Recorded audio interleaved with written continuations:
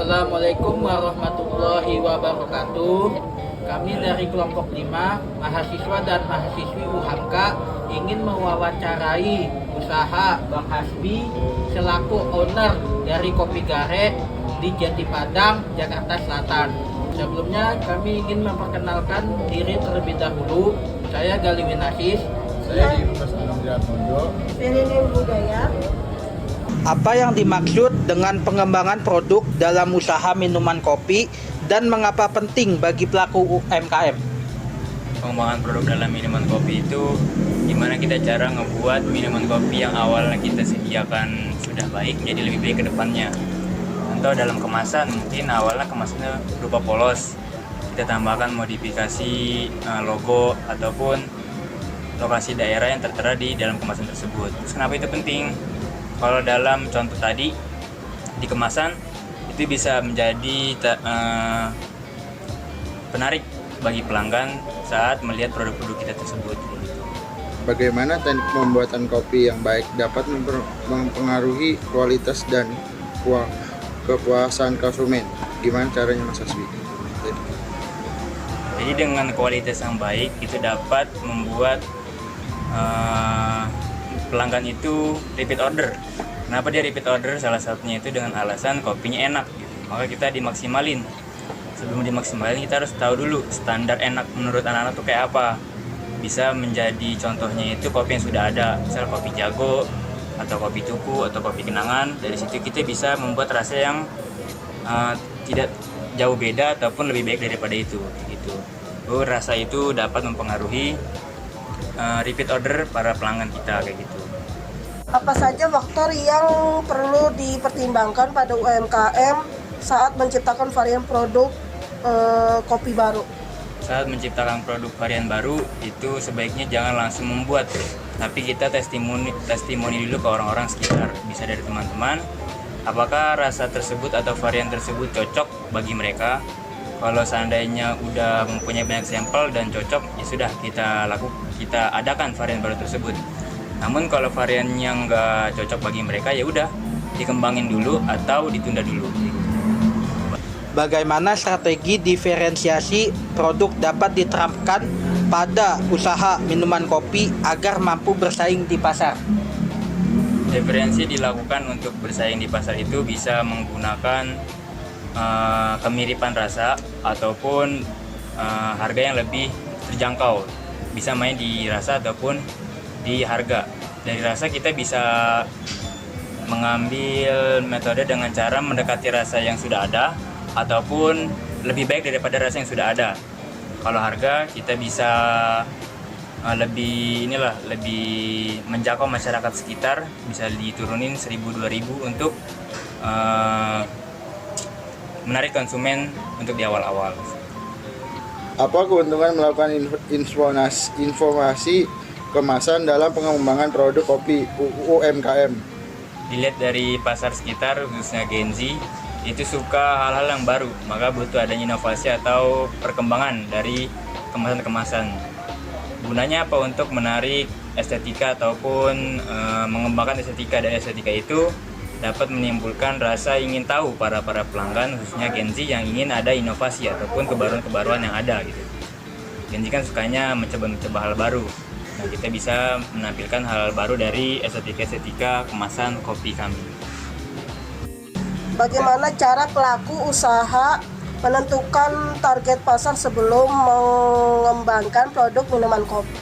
Kita harus tahu dulu nih selera target kita kayak gimana. Contoh, kita pengen nargetin produk kita itu untuk anak-anak Gen Z atau anak muda.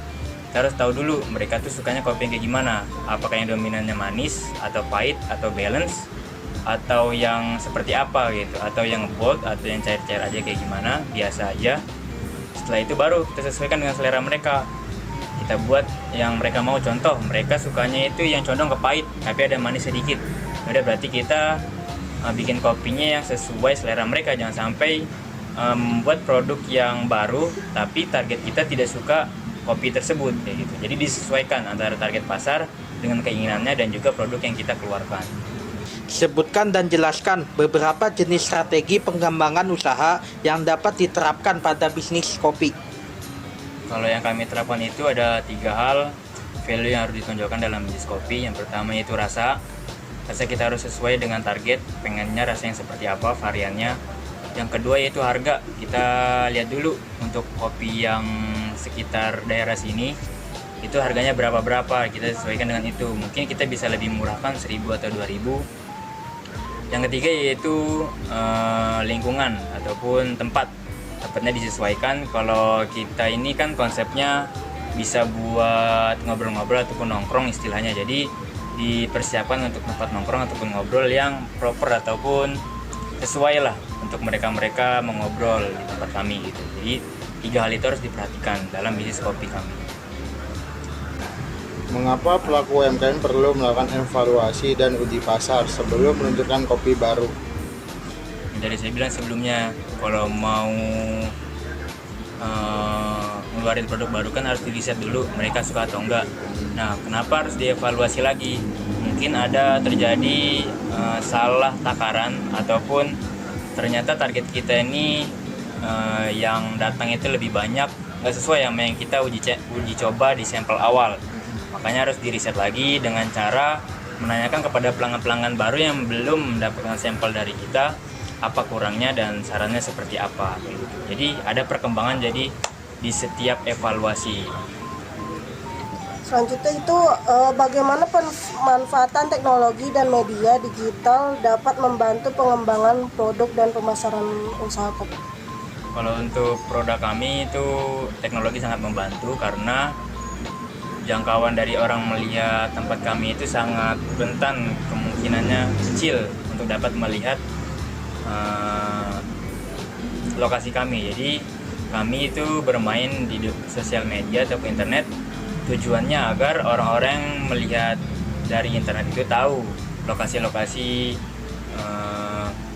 lahan kami di mana. Dari situ mereka ingin mengunjungi coffee shop kami. Jika sebuah UMKM kopi mengalami penurunan penjualan, strategi pengembangan produk apa yang dapat dilakukan untuk meningkatkan daya tarik konsumen? Kita lihat dulu penurunannya itu karena apa. Kalau misal penurunannya karena harga, berarti kan permasalahan di harga. Contoh harga kita terlalu mahal, mungkin kita bisa turunin harganya. Contoh lain, kalau misal penurunan penjualannya itu diakibatkan karena rasanya, berarti yang kita kembangkan yaitu rasanya, dievaluasi apa yang kurang dan cocok pasarnya kayak gimana.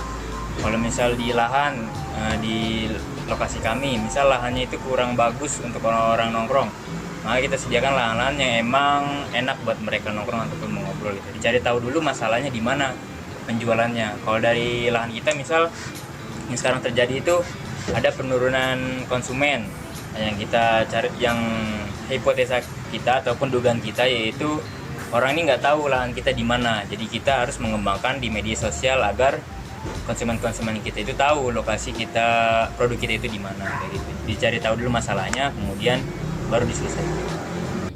Jadi itu saja dari kelompok kami. Mohon maaf. Assalamualaikum warahmatullahi wabarakatuh.